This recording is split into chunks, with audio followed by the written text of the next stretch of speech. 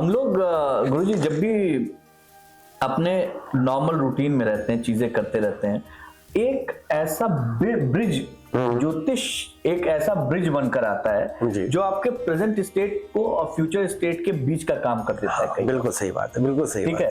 तो अब ये जो ब्रिज है, हाँ। और आपके हिसाब से ये गुण रहस्य साइंटिफिक है? बिल्कुल साइंटिफिक है। तो ऑब्वियसली आपके प्रेजेंट स्टेट को फ्यूचर स्टेट के बीच में अगर ये साइंटिफिक ब्रिज आपको मिल जाए तो आप जो है उस पर चलकर जो है अपने फ्यूचर को बेहतर कर सकते हैं। सहज हो जाएगा, आसान हो जाएगा, चीजें आसान हो जाएगी, बिल्कुल आसान हो जाएगा। और आपसे अगर जो है किसी को मिलना है या फिर किसी से आपसे सलाह लेनी है, आपसे कोई बातचीत करनी है, तो आपको वो कहाँ पकड़ पाएगा? क्योंकि नॉर्मली आप तो आसानी से पकड़ में आते नहीं। आसान नहीं, बहुत आसानी से आजकल बहुत आसान हो गया है। गूगल सर्च, बहुत गूगल बाबा बोलते हैं इसको आजकल।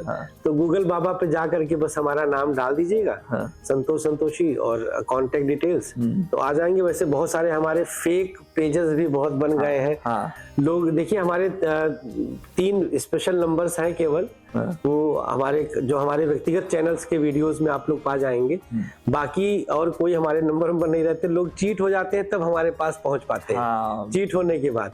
तो देख लीजिएगा हमारे वीडियोस पे लोग अपना अपना नंबर पेस्ट करके, और मेरा ही नहीं और बहुत सारे ज्योतिषियों का मैं देखता हूँ कि ठगने वाले की पैसा डलवा लेंगे। यहाँ भी जो है चल रहा है। अरे भैया, ऑनलाइन फ्रॉड का मामला यहाँ भी चल रहा है मित्रों। ऐसा नहीं है कि आप एकदम सही जगह एकदम आराम से पहुंच जाएंगे। तो प्लीज, वो भी भाग्य से ही है। हाँ, गूगल बाबा को पहले खंगाल लीजिएगा और उसमें से सही नंबर ले लीजिएगा। नहीं तो आपके साथ जो है कोई गलत बाबा आपको जो है गलत राय दे देंगे, गलत नग चिपका देंगे। अरे तुरंत बेचेंगे, तुरंत बेचेंगे। अच्छा, एक लास्ट सवाल हम जानना चाहेंगे गुरुजी। एक सवाल जो है, लाइफ में ना कभी कभी कुछ ऐसी कहानियां होती हैं जो आपको ना कभी जीवन में नहीं भूलती हैं, जिसने आपको इस तरीके से छू लिया है कि भाई इसकी वजह से ना मेरे सोचने का तरीका बदल गया है ना। आप जब इस फील्ड में जब शुरुआत की थी, आपने जब आ रहे थे, कभी कोई ऐसी कहानी, ऐसा दृष्टांत जिसने आपको छू लिया हो और आपको लगा हो कि भाई मेरे इससे बड़ा जो है अब कोई जो है क्या नाम है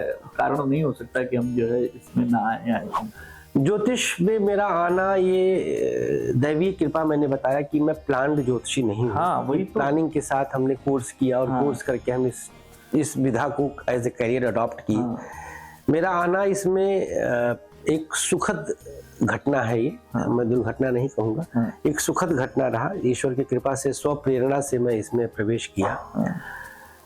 ये विधा मुझे इलाहाबाद में जब मैं पढ़ता था तो ये विधा मुझे आश्चर्यचकित में डालती थी कि लोग वहाँ पे इलाहाबादी लड़के कुल आधा ज्योतिषी तो ऐसे होते हैं।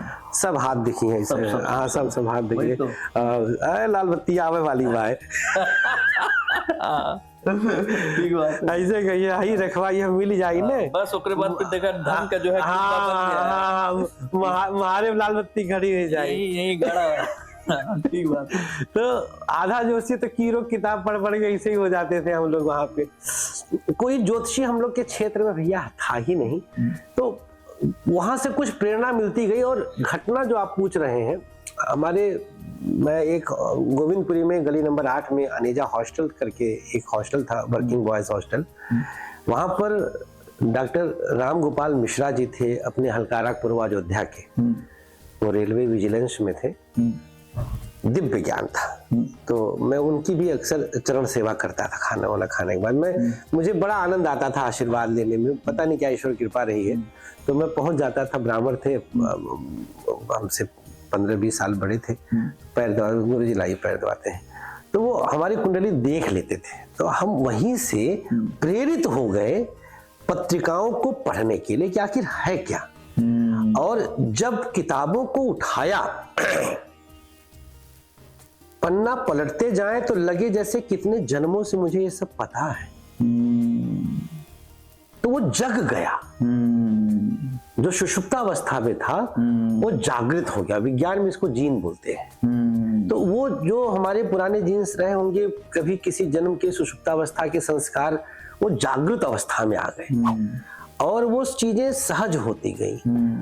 और दूसरा जो हमको बहुत अच्छा लाभ मिला, मैं नाम लूंगा इस मंच से भी क्योंकि वो जड़ है हमारा, एक सौभाग्य दीप करके एक पत्रिका अभी भी आती है ज्योतिष की। एक समय में इसके 30-30 हजार सर्कुलेशन हुआ करते थे। श्री राजेंद्र धमीजा जी इसके संपादक जी जी। तो नौरोजी नगर खानदानी पकौड़े वाले के बगल में इनका शॉप है। तो मंगलवार शनिवार फ्री कंसल्टेंसी होती है, बाकी दिन 50 रुपए में। अभी भी फीस उतना ही है। अच्छा। हाँ, मैं वहां बैठ करके आज 11,000 फीस लेता हूँ। कहावत ना, गुरु गुरु रह गया चेला शक्कर हो गया। तो वो चरितार्थ हुआ है। तो वहां पर क्या था कि उस पत्रिका में समस्या समाधान कूपन निकलता था। अच्छा। वो लोग बिजनेसमैन है। तो उसमें क्या था कि एक खाली कुंडली बनी होती थी, लोग उसमें अपना ग्रह भरते थे और नीचे दशा अंतरदशा और अपना प्रश्न लिखते थे। विवाह नहीं हो रहा, बीमारी नहीं जा रही, मकान कब बनेगा, कर्जा नहीं उतर रहा। हाँ, तो एक पत्रिका थी सौभाग्यदीप, जहां पर समस्या समाधान करके कूपन आता था और उसमें खाली कुंडली उसमें छाप के भेजते थे। तो लोगों को अपनी समस्या और कुंडली उसमें ड्रॉ करके भर के भेजना होता था। तो उसके साथ एक रिटर्न का लिफाफा। तो मेरा जब वहां पे, मैं सबसे पहले अपनी ज्योतिष की सेवाएं वहां पे एज ए सैलरीड एस्ट्रोलॉजर मैंने दिया था। जब लोगों की समस्याएं उन्होंने लिख दिया है और कुंडली सामने है, तो कनेक्ट करने में मुझे चंद सेकंड लगता था। एक कुंडली है, उसमें से समस्या खुद से निकालना है और एक समस्या व्यक्ति ने खुद ही, भाई डॉक्टर को बीमारी बता दो तो दवा 1 सेकंड में लिख देगा। ठीक बात है। तो वहां से मुझे इतना अभ्यास हुआ, मतलब जितना व्यक्ति 10 साल में प्रैक्टिस करके सीखता। मुझे एक शॉर्ट हैंड की लड़की दे दिया था धमीजा जी ने, मुझे उसको बोलना होता था, वो अपना लिख के प्रिंट आउट निकाल के और भेजती थी। फिर उसमें उपाय भेजे जाते थे, लोग मनी ऑर्डर से माल मंगाते थे। तो ये बिजनेसमैन ही थे। ये सौभाग्य मिथिला करके इन्होंने चैनल भी बाद में निकाला। अच्छा, धमीजा जी ने। तो वो बहुत बड़ा टर्निंग पॉइंट मेरी लाइफ का था, एक्सपीरियंस वाइज। जबरदस्त अनुभव आ गया मुझको वहां से। करीब मेरे ख्याल से 50,000 कुंडलियां मैंने देखा होगा। हर महीने मैं वहां पे 6 से 7 महीने सेवाएं दिया। हर महीने 3,000 4,000 चिट्ठियां आती थी।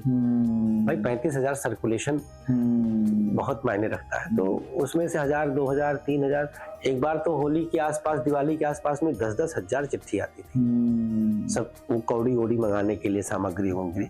तब कोई डिजिटल सोशल मीडिया था ही नहीं। ये उस समय की बात है, वही ऑर्कुट चलता था थोड़ा बहुत। खैर, तो उस समय से 2 चीजों से अनुभव गजब का हमको ईश्वर ने दिया। हमारा भाग्य प्रबल था उस समय, और वहां से जो अनुभव मिला उसके बाद तो फिर हमें पीछे मुड़कर नहीं देखने दिया। वहीं से फिर मैं अपने ज्योतिष कार्यालय की नींव वगैरह रखा।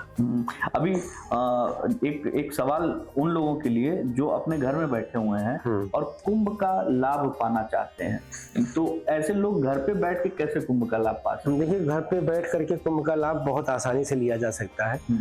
2 माध्यम है। तो आप गंगा जल लेकर के उसमें कुशा डालिए और दोनों सामग्रियों को बकेट में डाल के स्नान करिए। पहली चीज तो ये है। दूसरी चीज, अब कुंभ देखिए, खेल तो बाबू ये जगह का ही है। अमृत तो वहीं गिरा था। अब घर में तो अमृत गिरा ना है।